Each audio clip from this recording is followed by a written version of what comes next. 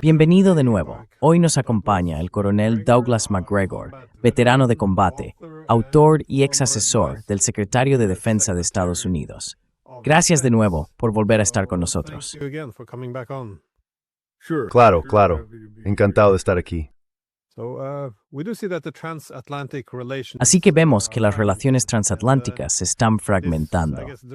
Y esto supongo proviene de la disputa sobre Groenlandia, pero también de la inminente derrota de Ucrania, o de la derrota de la OTAN en Ucrania. Pero hace 4 años, cuando los rusos entraron en Ucrania, parecía haber un consenso en los medios y entre los políticos de que la OTAN sería ahora más fuerte que nunca, dada la amenaza rusa.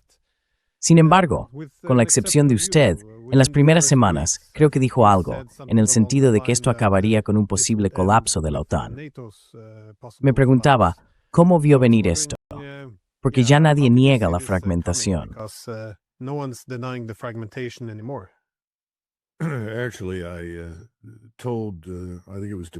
En realidad le dije, creo que fue a Dimitri Simes o a George Beebe, no recuerdo a cuál de los dos, en una entrevista con The National Interest en enero de 2022, antes de que los rusos intervinieran, dos cosas. Primero, que los rusos intervendrían militarmente con toda seguridad. Mucha gente en Washington y en Europa decía, oh no, los rusos nunca harán eso.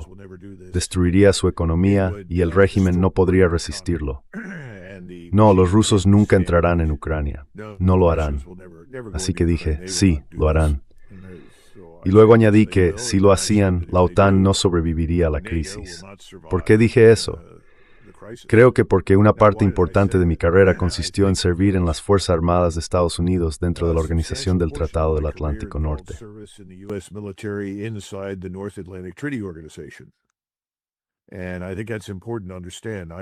Y creo que eso es importante de entender. Estuve allí por primera vez, llegué en marzo del 77, y mi destino durante la mayor parte del tiempo que estuve allí, desde el 77 hasta 1980, fue el servicio en la frontera con Checoslovaquia y Alemania del Este. Así que tuve mucha interacción con mucha gente y tuve la oportunidad de ver a las fuerzas del Pacto de Varsovia. Llegué a 3 conclusiones.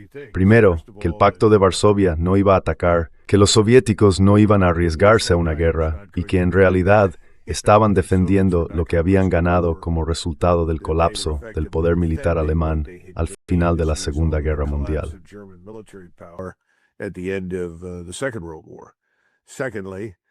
En segundo lugar, que la alianza de la OTAN era un conglomerado de diferentes establecimientos militares nacionales, y esto no favorece el éxito en el campo de batalla. En la mayoría de los casos, las naciones más pequeñas, los neerlandeses, los belgas, y vi a ambos en el terreno, así como los los británicos, y finalmente los franceses, todos eran en cierto modo socios de responsabilidad limitada, por así decirlo. Estaban allí porque consideraban que era de su interés estar allí, pero en realidad no estaban preparados para luchar contra nadie, y su enfoque era extraterritorial. Esto era especialmente cierto en el caso de los franceses y los británicos, los belgas y los neerlandeses, porque eran antiguas potencias coloniales y todos tenían intereses en el extranjero.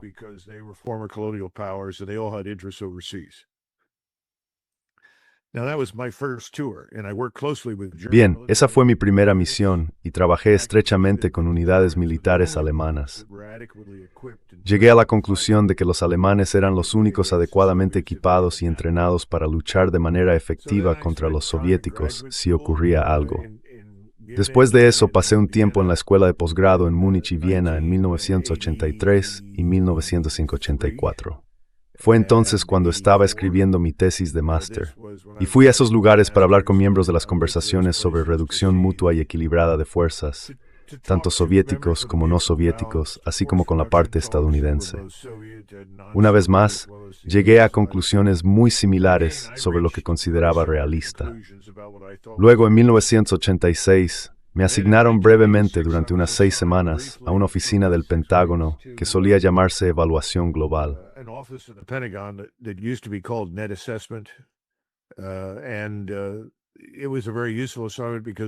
Fue una tarea muy útil porque pude leer obras traducidas del Soviet General Staff Journal, que en su momento eran extremadamente confidenciales.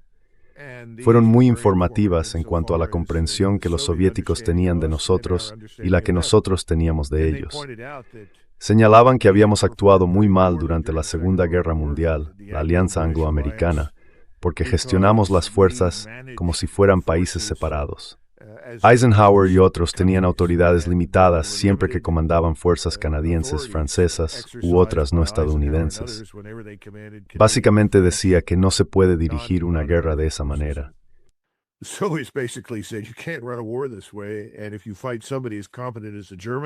Y si luchas contra alguien tan competente como los alemanes, no tienes ninguna posibilidad de éxito. Así que, en resumen, volví entonces como comandante. Serví de nuevo brevemente en la frontera y luego fui al cuartel general supremo de las potencias aliadas en Europa. Estuve allí desde noviembre de 1997 hasta enero de 2000. Lo que vi fue evidencia del mismo problema. Cada uno tenía su propia agenda. Solo cooperaban de forma temporal o breve.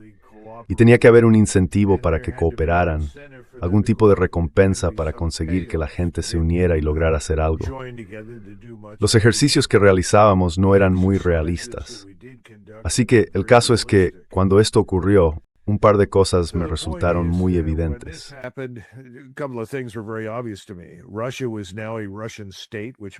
Rusia era ahora un estado ruso, lo que significaba que tenían unidad de mando y unidad de esfuerzo.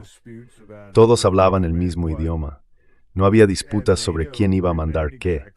La OTAN, mientras tanto, seguía siendo exactamente lo que siempre había sido, un coro de voces en competencia que no lograban ponerse de acuerdo en casi nada. No veía muchas pruebas de que, independientemente de lo que hiciera Ucrania, pudiera resistir más que los rusos. Ucrania no era lo suficientemente grande, no tenía la base científica ni industrial y carecía de mano de obra. Supimos casi desde el principio que la población ucraniana estaba disminuyendo, no solo por las bajas tasas de natalidad, sino porque muchos ucranianos no querían luchar en la guerra.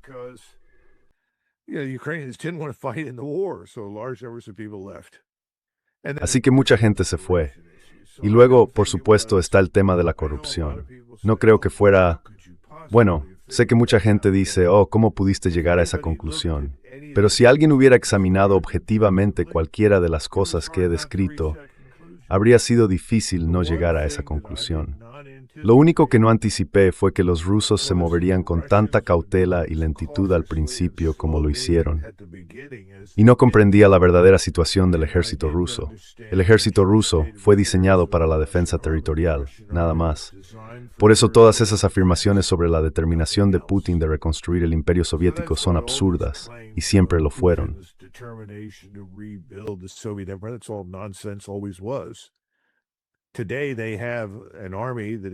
Hoy en día, tienen un ejército que, en mi opinión, no tiene rival en muchos aspectos. Pero en aquel momento no estaba a la altura de la tarea que se le había asignado. Se necesitó un año, quizá un año y medio, para realmente fortalecer esa fuerza hasta lo que vemos hoy. Así que supongo que esa es la explicación más sencilla. Y todos los demás, y esto es cierto tanto en Washington como en las capitales europeas, Glenn, todos sufren un caso terminal de pensamiento ilusorio. Lo sabes. Quiero decir, creen plenamente en todas las tonterías que ahora se están desmoronando estrepitosamente en Davos y en las capitales de Europa, sobre eso que llamamos la OTAN y la Unión Europea.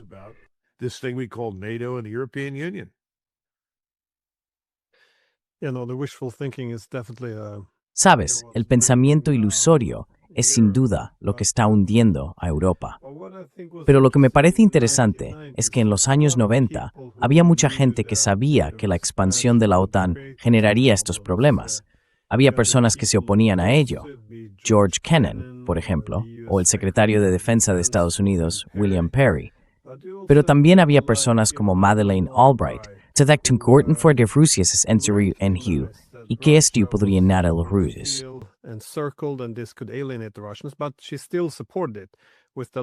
Pero ella aún lo apoyó, con la lógica de que, si acabamos en un conflicto con Rusia, al menos la OTAN estará ahí, una OTAN enorme, mucho más grande y poderosa.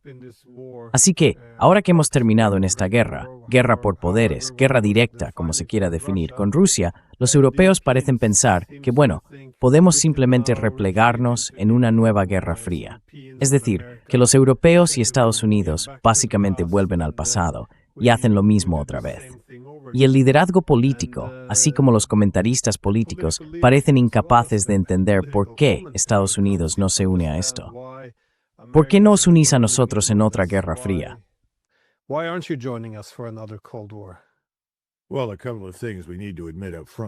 Bueno, hay un par de cosas que debemos admitir desde el principio.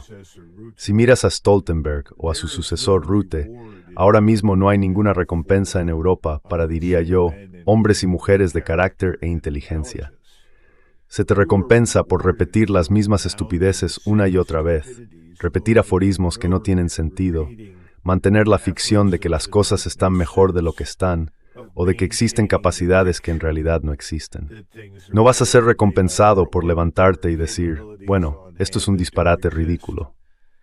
Sabes, el argumento que planteé desde el principio, y hubo algunas otras personas que también lo dijeron, es que tenemos interés en poner fin a esta guerra en Ucrania lo antes posible.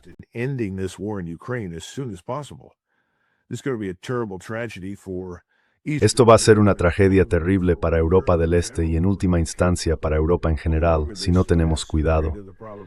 Cuanto más dure esto, mayor será la probabilidad de que ocurra algo realmente malo. Por supuesto, en ese momento no aprecié hasta qué punto Putin ejercería contención, lo cual ha hecho de manera notable. Y eso no es algo que le haya hecho popular entre ciertas personas en Rusia. Hay muchos rusos, y estoy seguro de que eres consciente de ello, que querrían que la OTAN recibiera una lección muy valiosa de forma permanente. Así que ahora preguntas, bueno, ¿qué pasó con Estados Unidos?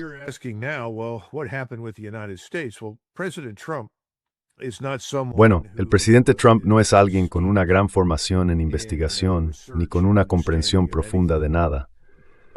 Pero el presidente Trump, si se guía por sus instintos, los tiene bastante buenos. Y sus instintos le decían, esto fue durante su primer mandato, ¿qué estamos haciendo en Europa? Han pasado 70, 75 años, ¿qué hacemos allí? Y tiene razón. ¿Qué seguimos haciendo en Corea 70 años después? Es una locura. Esto debería terminar. En ese sentido, compartía la visión del presidente Eisenhower de que lo que deberíamos desear es una Europa sin nosotros. Recuerda que Eisenhower dijo que si seguíamos en Europa por esta alianza de la OTAN dentro de 10 años, entonces habríamos fracasado.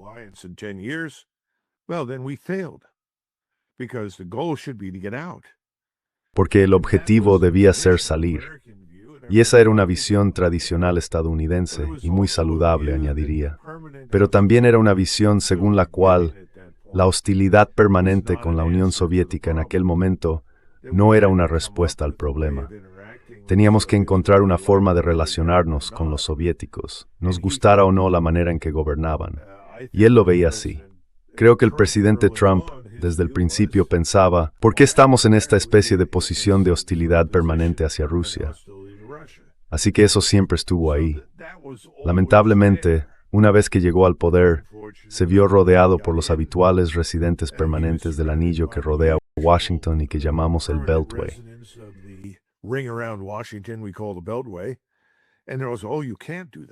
Y decían, oh, no puedes hacer eso, no puedes simplemente irte, no puedes ir allí, no puedes cambiar esto. Muy pronto, si escuchas a todos en Washington, el mensaje que se repite una y otra vez es, no puedes cambiar nada, porque si cambias algo alteras el flujo de dinero. Todos los think tanks dentro del Beltway se sostienen en esencia sobre una base de hostilidad permanente hacia Rusia, hostilidad permanente hacia China y hostilidad permanente hacia Irán, valorpo absoluto y sinalof lo que quiera Ese es el estándar. Hay que fijarse de quiénes son sus donantes, quiénes proporcionan el dinero.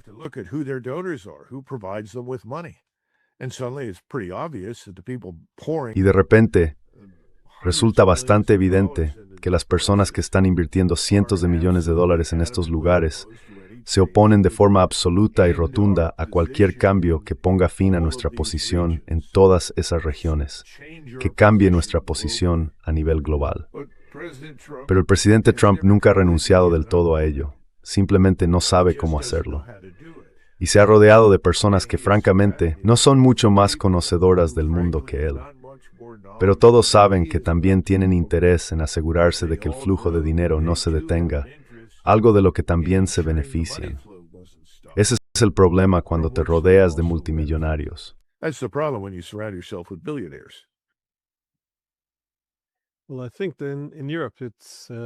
Bueno, creo que en Europa todavía se aferran a la idea de la paz hegemónica de principios de los años 90, que se lograría principalmente a través de la alianza de la OTAN. Y de nuevo, eso está incorporado en su estrategia de seguridad. Pero no creo que comprendan que en Estados Unidos está surgiendo una nueva fuerza política como respuesta al hecho de que esta posición ha agotado en gran medida al país. Ha introducido muchas ideas globalistas o cosmopolitas poco útiles y ha alienado a otras grandes potencias.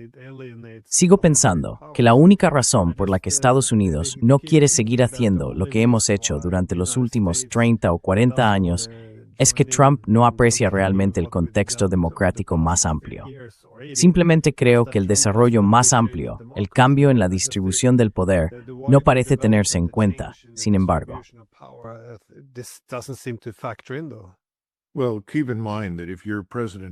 Bueno, ten en cuenta que si eres el presidente Trump, te ves a ti mismo como el equivalente contemporáneo de un emperador romano, digamos, alrededor del año 2000. Y estás hablando de un grupo de estados en Europa que son análogos a las ciudades-estado griegas. Ahora bien, ¿qué eran las ciudades-estado griegas dentro del marco más amplio del Imperio Romano?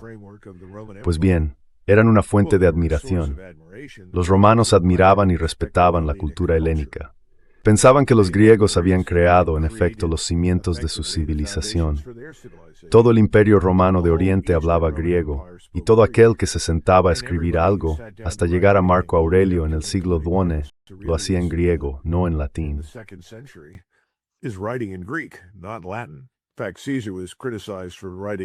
De hecho, se criticó a César por escribir su tratado sobre la Galia en latín, porque decían que si fuera un hombre culto lo habría escrito en griego.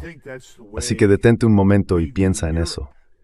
Creo que así es como vemos Europa, o al menos a mí me educaron para pensar en esos términos. Consideraba a Europa como la fuente de nuestra civilización. Ya sabes, si el agua es más pura en su origen, entonces Europa es el manantial de nuestra civilización. Pero al mismo tiempo, somos romanos. Somos multitudes, cantidad, ya sabes, capitales de palabras en myriades mayores y más poderosas que los estados europeos.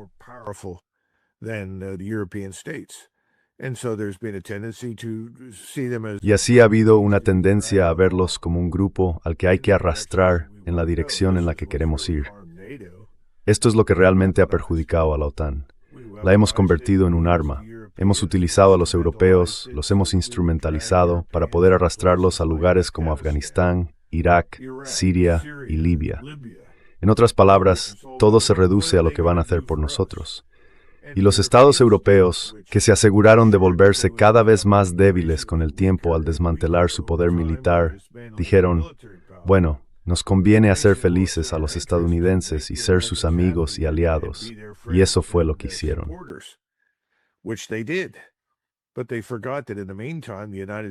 Pero se olvidaron de que mientras tanto Estados Unidos se estaba volviendo cada vez más poderoso, con intereses más amplios, intereses que van mucho más allá de Europa. Todo eso da como resultado lo que tenemos hoy.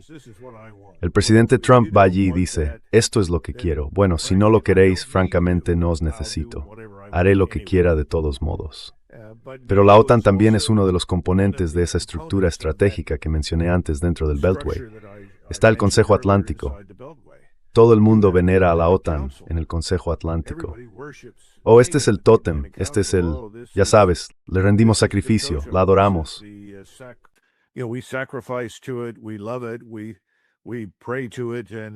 Le rezamos, es nuestro y nos aporta mucho dinero. Están por todo Washington, D.C. Y ya sabes, el cambio resulta muy aterrador para esta gente. Si no tenemos la OTAN, si no hacemos lo que siempre hemos hecho, Entonces, ¿qué nos queda? El problema con Donald Trump, sin embargo, es que no tiene ninguna estrategia. No existe ninguna estrategia nacional de ningún tipo. No hay una estrategia militar nacional. La llaman estrategia de seguridad nacional. Pero cuando la lees, no es más que una expresión de deseos y esperanzas.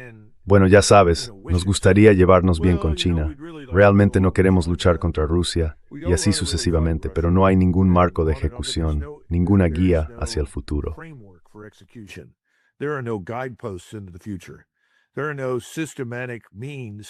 No existen medios sistemáticos para cambiar la forma en que hacemos negocios, porque en realidad nadie quiere un cambio. Y si dices que vas a cambiar algo de verdad, 10,000 personas se levantarán en el Congreso o en algún otro rincón de Washington, D.C. y organizarán una manifestación en tu contra. Lo que intento decir es que cuando no tienes una estrategia, cualquier camino te llevará a tu destino.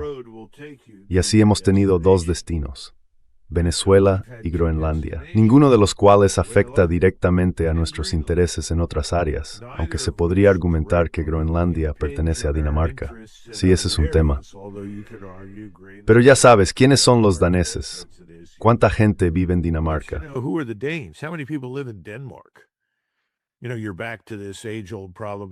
Sabes, volvemos a este problema ancestral en Europa. Cuando se acercaron a Napoleón y le dijeron, al Papa no le va a gustar lo que estás haciendo, él se dio la vuelta y respondió, ¿cuántos batallones tiene el Papa? Ya sabes, cállate, quítate de en medio. Es ese tipo de arrogancia la que vemos ahora. Es bastante real. Es poco atractiva, pero es real porque es sincera. Sabes, esto es algo, no sé si lo hemos comentado antes, pero se lo he dicho a la gente muchas veces. La gran tragedia de Earth siglos es que no lograsteis unificar muchas de esas comunidades tribales entidad mayor. Ya sabes, estamos hablando de Dinamarca.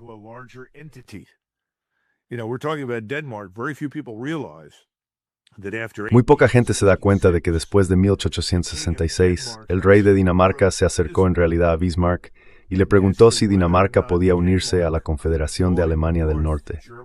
Hoy en día, los daneses dirían, oh, eso es imposible, eso nunca habría pasado. Pero sí ocurrió. Bismarck se sentó con el rey de Prusia, y el rey de Prusia dijo, bueno, mira, ahora mismo tenemos 2 millones de polacos, o casi esa cifra.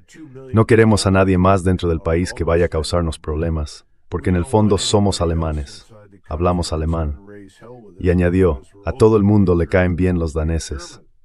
A mí me caen bien los daneses. Moltke, el gran jefe del Estado Mayor General prusiano, era de origen danés.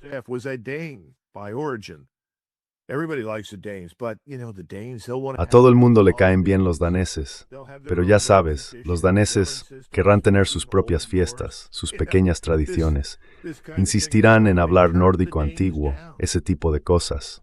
Y por eso rechazaron a los daneses. Bueno, si la historia hubiera avanzado del mismo modo que en otros lugares, toda Escandinavia se habría unido con Alemania en algún momento, igual que se incorporó Austria. Tenemos todos estos pequeños grupos tribales, la tribu checa, la tribu eslovaca. Ya sabes, cómo se gobierna un continente así, tratando a pequeñas tribus de grupos familiares más grandes como entidades soberanas individuales.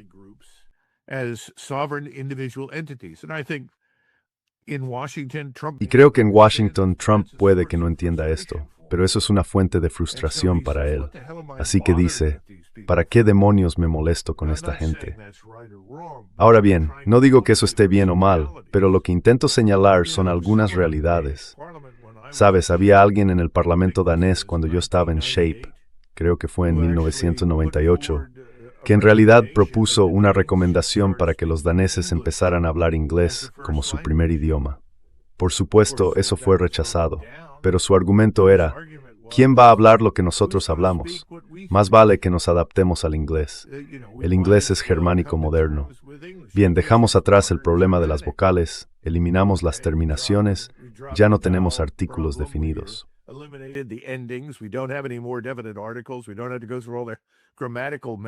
No tenemos que entrar en todo el lío gramatical, pero el caso es que una vez más, Europa es un lugar muy extraño.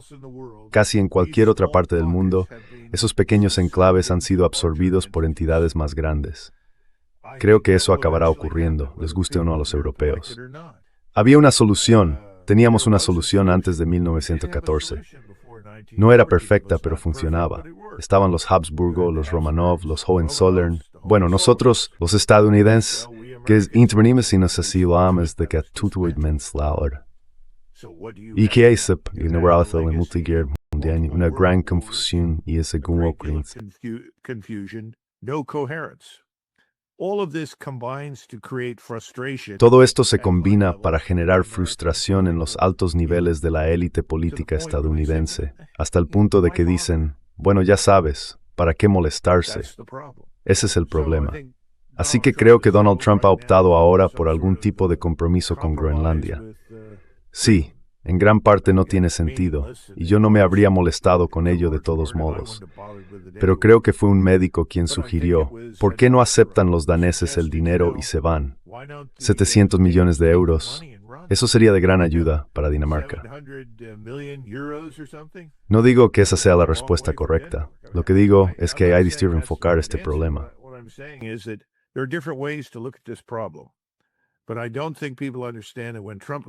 Pero no creo que la gente entienda que cuando Trump lo mira, en realidad no ve cuál es el problema.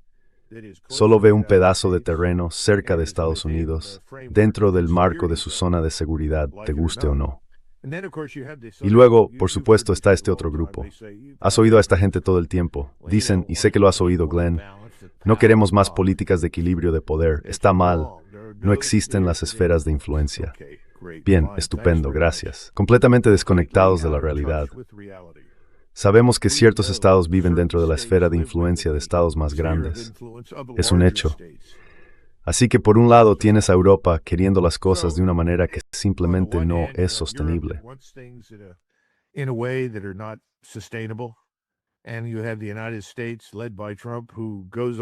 Y tienes a Estados Unidos, dirigido por Trump, que se desvía con el tema de Groenlandia. Creo que ya aprendimos la lección en Venezuela. Intentamos comprar a todo el mundo, invertimos millones de dólares y luego nos dimos cuenta de que vaya, es un país enorme. No podemos ocupar el lugar. Si intentamos sustituir al gobierno, nunca funcionará.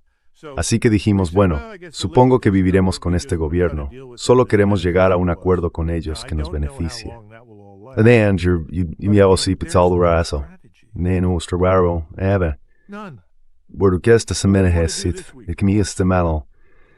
It's almost that bad.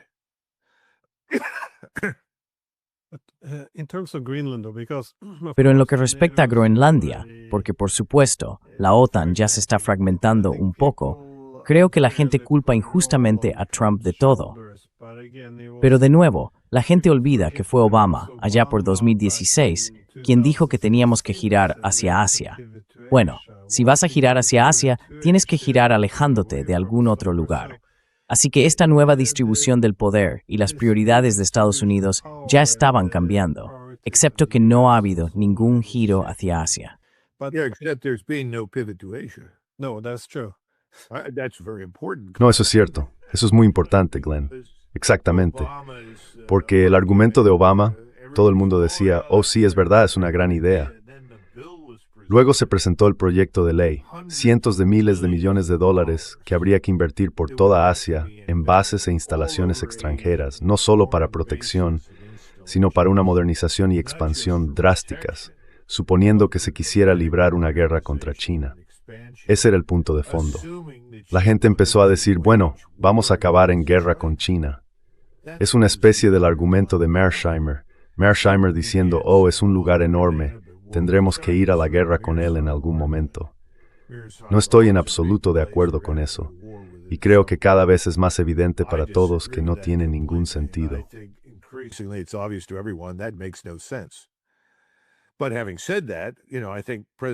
Pero dicho esto, sabes, creo que el presidente Trump, más que Obama, jamás lo sabe.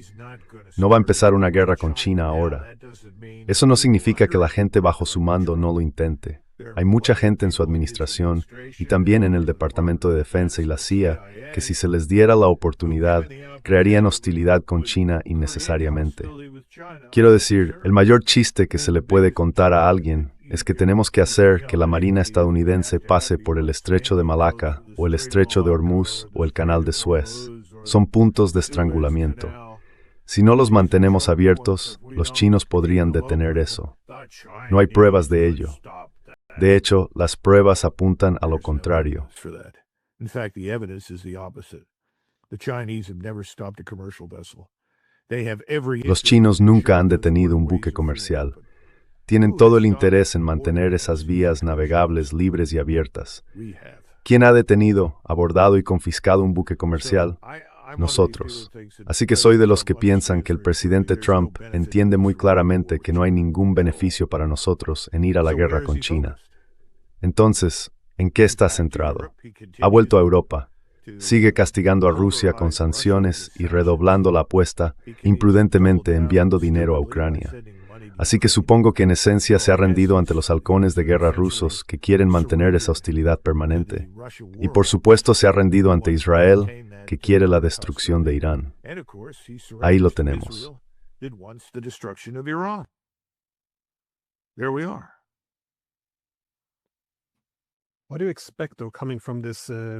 ¿Qué esperas entonces que salga de esta reunión ahora? Porque Witkoff, bueno, creo que ya han aterrizado allí en Moscú. Puedo estar equivocado, pero eso creo. El ambiente en Moscú ha cambiado un poco, por lo que tengo entendido. Nadie cree realmente en ninguno de estos esfuerzos diplomáticos ya. Podría pasar algo a medida que la situación empeore en Ucrania, pero también existe esta preocupación por el empeoramiento gradual de la situación entre Estados Unidos y Rusia. Si miras atrás, fue en mayo, creo, de 2024, cuando Ucrania llevó a cabo esos ataques contra los radares de alerta temprana nuclear de Rusia.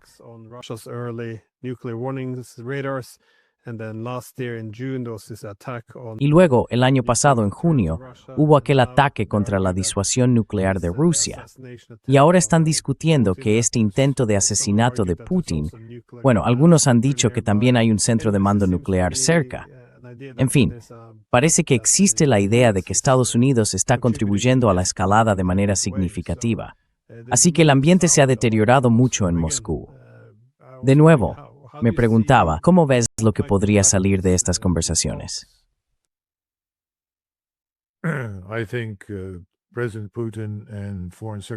Creo que el presidente Putin y el ministro de Asuntos Exteriores Lavrov serán, como siempre, educados. Escucharán y no pasará nada. Ahora bien, ¿por qué no pasará nada? Creo que entienden que los señores Witkoff y Kushner representan intereses financieros internacionales en Nueva York y Londres. Y no van a, digámoslo así, no van a pasar por alto esa realidad cuando traten con ellos.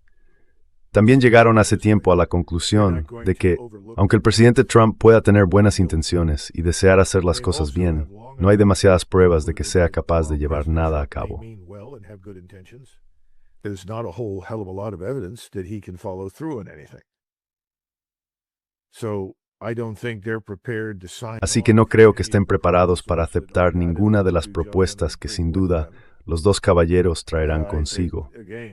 Creo una vez más que Putin dirá algo como, en primer lugar, ¿dónde están las pruebas de que habéis reconocido nuestros intereses legítimos de seguridad nacional?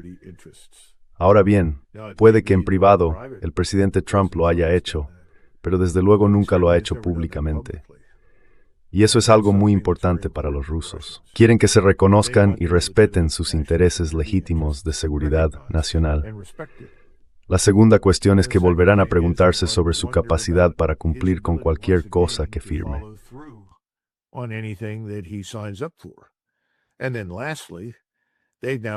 Y por último, ahora han llegado a la conclusión de que en realidad él no dirige la OTAN. Verás, su suposición desde el principio era que el presidente de los Estados Unidos era realmente quien mandaba en la OTAN, el líder de facto.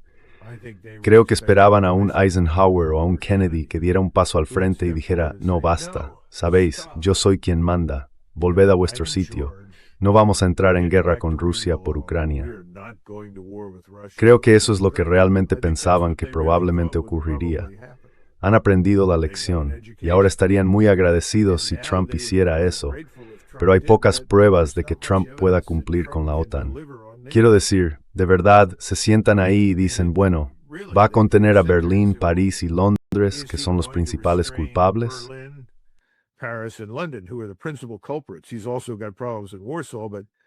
También tiene problemas en Varsovia, pero esos son los principales culpables. ¿Vas a ser capaz de contenerlos? ¿Vas a ser capaz de cumplir con algo allí? Y los rusos están tan enfadados, por eso que están hablando del posible uso de armas nucleares si son desafiados, especialmente por los británicos. Luego tienes, más recientemente, a Zelensky, que en las últimas 24 horas ha dicho que su objetivo como presidente de Ucrania, su objetivo nacional ucraniano, es matar a 50,000 rusos a la semana o algo así. Quiero decir, eso es una locura. ¿Cómo haces la paz con un gobierno que hace una declaración así? How do you make peace with a government that makes a statement like that? Well, you can make peace with them when they're on their Bueno, puedes hacer las paces con ellos cuando estén de rodillas y a punto de ser ejecutados por crímenes de guerra. Eso es todo lo que puedes hacer. Así que no creo que de esta reunión salga nada de sustancia. Y una vez más, permíteme volver al presidente Trump. Eso no significa que el presidente Trump no sea sincero. No significa que sus intenciones no sean genuinas. Lo son. Escucha, estuve cerca de él y sé que no quiere una guerra con Rusia. Sé que no quiere una guerra con China.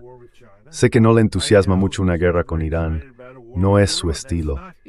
Pero es prisionero de fuerzas y circunstancias, para ser franco. No sé si eso responde a tu pregunta, pero creo que es lo mejor que puedo hacer.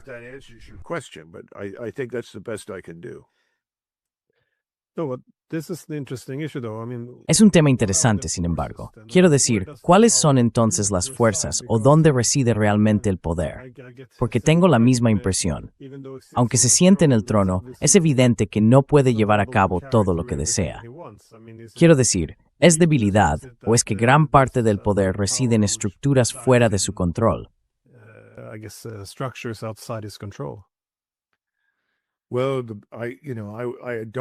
Bueno, realmente no quiero entrar en demasiados detalles al responder a esa pregunta.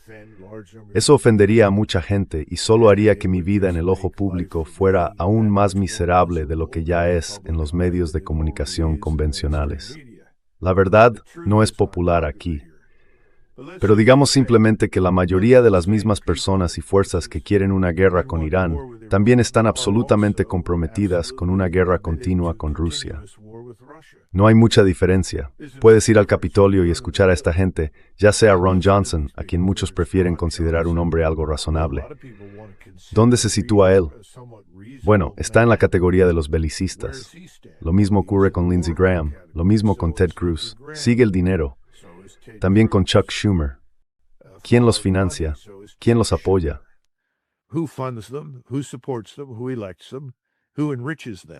¿Quién los elige? ¿Quién los enriquece? Creo que tenemos que entender en el entorno actual que así es como se debe evaluar al Congreso. Si rastreas ese dinero hasta sus fuentes, descubrirás cuál es la verdad. También puedes fijarte en las personas que rodean y asesoran al presidente. ¿Quiénes son? ¿A quién representan? Desde luego, no es la administración de América Primero por la que yo y millones de otros votamos. Votamos por una administración que dijera, mira, nos interesa principalmente lo que ocurre aquí, no lo que pasa allá afuera. Reconocer que ocurra lo que ocurra en el extranjero, eso se reduce a la insignificancia comparado con lo que sucede dentro de Estados Unidos. Por eso votamos por ella. Queremos que tenga éxito. Yo quiero que tenga éxito.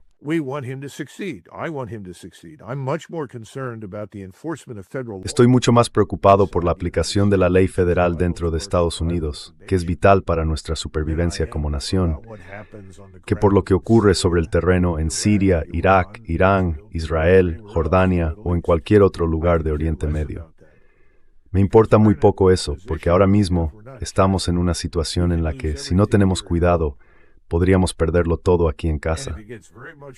Y si la situación empeora mucho más de lo que ya está, el potencial de disturbios civiles, porque está muy bien organizado, está muy bien financiado contra nuestro gobierno y contra el pueblo estadounidense, si eso tiene un éxito considerable y acabamos en un conflicto armado muy serio, aunque sea de baja intensidad, no importará a nadie aquí en Estados Unidos lo que ocurra en el extranjero. Simplemente no nos importará. Ojalá el presidente Trump se centrara en eso y lo entendiera.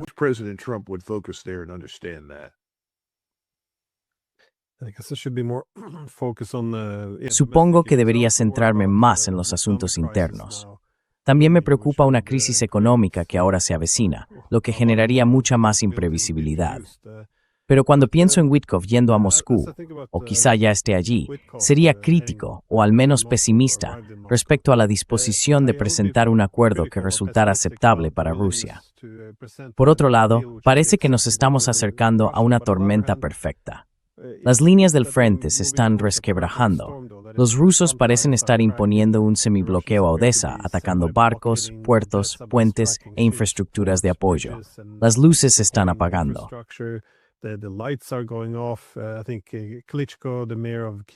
Creo que Klitschko, el alcalde de Kiev, dijo que unas 600,000 personas habían abandonado la ciudad solo en enero, lo cual es un porcentaje enorme de la población total. Así que creo que tengo razón en esas cifras, al menos. Y en general, sí, con la situación política y los oligarcas enfrentándose entre ellos, parece que se está gestando una tormenta perfecta. ¿Tú crees que los rusos también están intensificando mucho el uso de misiles y drones? ¿Ves posible que esto se prolongue mucho más? Porque si yo fuera Zelensky, pensaría que, ya sabes, esto no puede acabar bien. Cerremos cualquier acuerdo hoy mismo.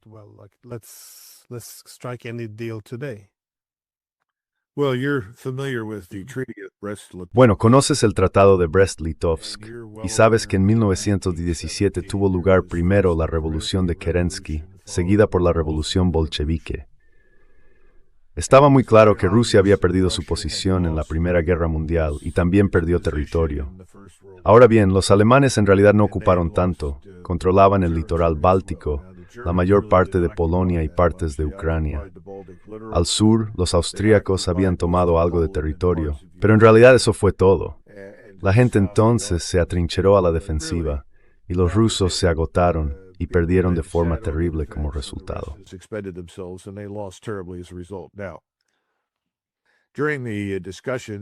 Ahora, durante las negociaciones en Brest-Litovsk con Radek y otros bolcheviques, quedó muy claro que estaban ganando tiempo intentando negociar.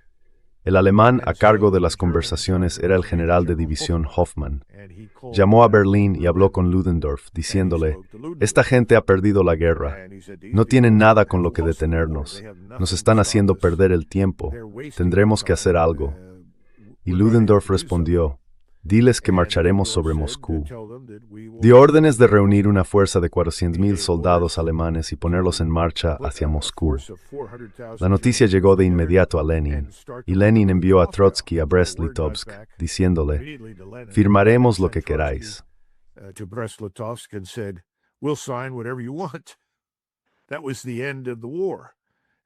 Ese fue el final de la guerra, y ellos entregaron enormes extensiones de territorio.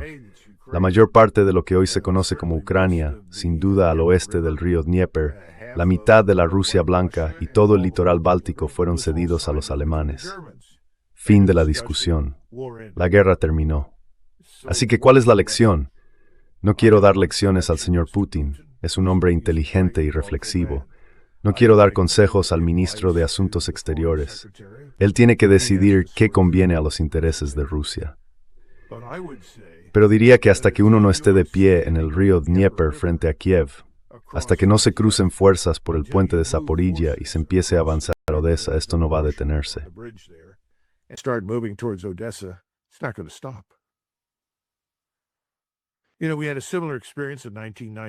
Sabes, tuvimos una experiencia similar en 1991. Detuvimos nuestro avance. En aquel momento estaba muy molesto. No veía ninguna razón para que nos detuviéramos. Dije: ¿qué ha cambiado? ¿Sigue el gobierno en Bagdad? Esa era mi pregunta, y por supuesto realmente no lo sabíamos.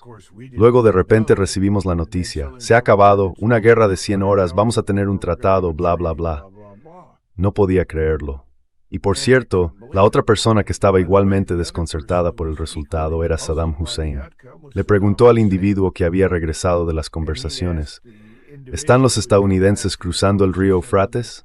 Él respondió: no, señor, se han detenido.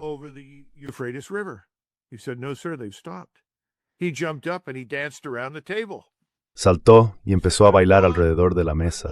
Dijo: he ganado, he ganado. Tenía razón, ganó. Y esa es una de las razones por las que volvimos allí en 2003. Perdimos la guerra estratégicamente porque no actuamos con decisión. y no necesitábamos muchas tropas para hacerlo. Ese era el otro mito, que nos enfrentábamos a una especie de tercer ejército de guardias al estilo soviético, ya sabes, a las afueras de Berlín. Era un montón de tonterías. Podríamos haber avanzado hacia Bagdad con unos pocos miles de hombres y luego decir, entréguenos a Saddam Hussein y a esa gente, desháganse de ellos y nos iremos de aquí. Terminaremos con esto. Podéis gobernar siempre que aceptéis hacerlo dentro de ciertos límites.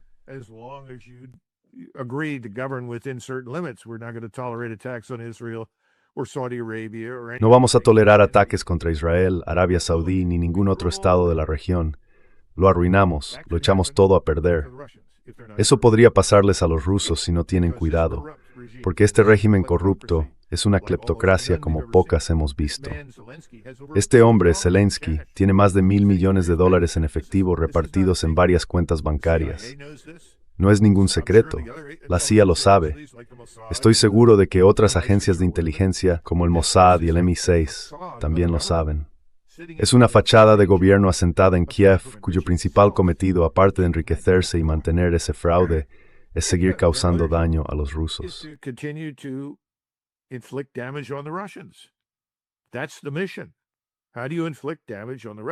Esa es la misión. ¿Cómo se puede infligir daño a los rusos en este momento? Manteniéndose con vida. El hecho de que estén allí representa una amenaza. Eso ya es un daño.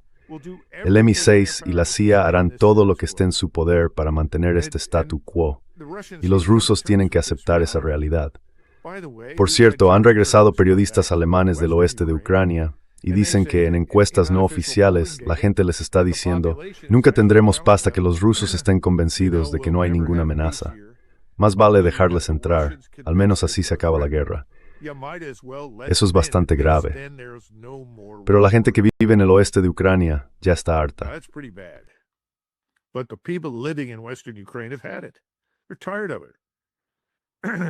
Están hartos de esto y estoy de acuerdo con ellos.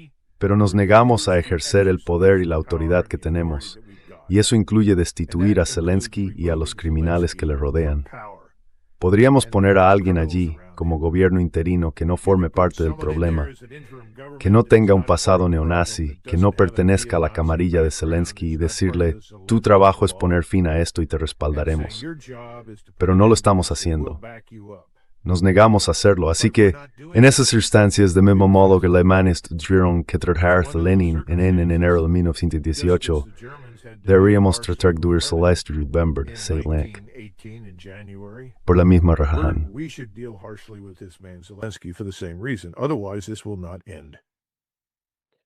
Entonces, para los rusos, tratar con dureza significa tomar territorio, ¿verdad? Avanza, avanza. Lo que decidas conservar y lo que decidas descartar, eso es una decisión para más adelante. Tu problema ahora mismo está en Kiev y tienes que cortar Odessa. La mayor parte del gran equipo, un gran número de mercenarios y grandes cantidades de explosivos han entrado en Ucrania a través de ese puerto de Odessa. Eso tiene que parar. Punto. Sea cual sea el acuerdo al que llegues al otro lado de esta guerra, Odessa no puede ser un instrumento de destrucción para Rusia. Ahora bien, ¿cuál es la solución? Entrar allí y tomarla. Esa es una solución. Los rusos van a decir, oye, es una ciudad rusa. Siempre lo ha sido. Al diablo con esto, la tomaremos. O puedes decir, la administraremos, pero será neutral, y será un puerto libre que todos puedan usar. Pero nos aseguraremos de que se utilice con fines comerciales pacíficos, no militares. Esa es otra alternativa.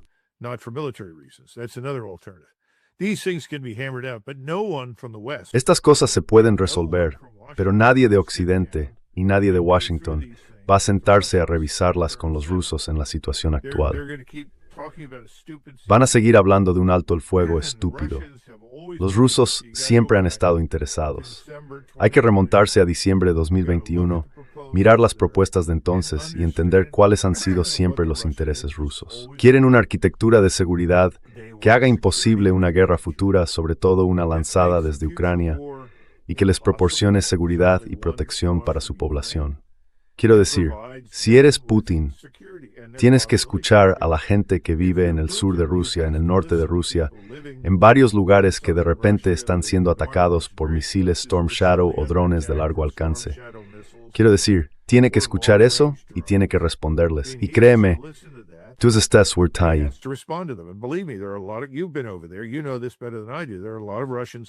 Tú sabes esto mejor que yo. Hay muchos rusos diciendo, tienes que ir allí y aplastar a esa gente de una vez por todas. Él se ha resistido a todo eso, y con razón. Es un hombre inteligente.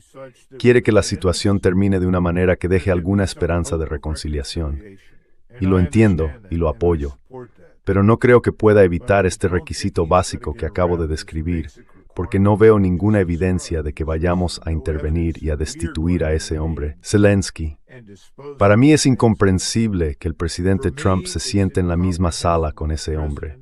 Quiero decir, yo lo habría hecho sacar a rastras por el cuello la última vez que estuvo en el despacho oval y habló con el presidente de los Estados Unidos de la manera en que lo hizo.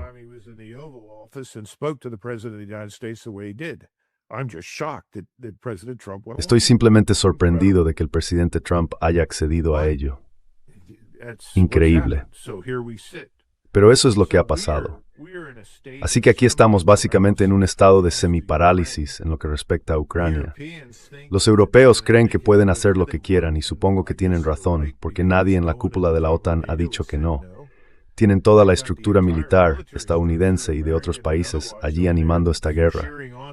Ya sabes, son las mismas personas que han sacrificado entre 1,5 y 1,8 millones de ucranianos uniformados en una serie de ofensivas y operaciones estúpidas para las que no estaban preparados y que no podían ganar.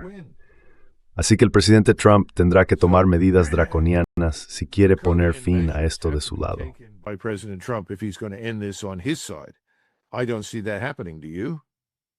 No veo que eso vaya a pasar, ¿tú sí? Así que, si él no va a hacerlo, ¿quién más está ahí fuera para tomar las medidas necesarias? Creo que será Moscú. Van a tener que hacerlo. Y con todo el alarde y las tonterías que salen de las capitales de Europa Occidental, vamos, esa gente no tiene nada que aportar a la lucha. Y si son tan estúpidos como para siquiera sugerir el uso de una ojiva nuclear en cualquier lugar, no haría falta mucho para que los rusos dejaran a Gran Bretaña fuera de juego, eso seguro.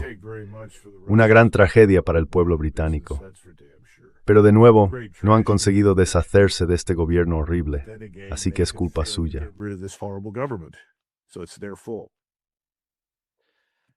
Bueno, coronel, muchísimas gracias por su tiempo. Creo que nos hemos pasado un poco, así que gracias de nuevo. Siento haber ahogado y extao por escribir. No, sorry,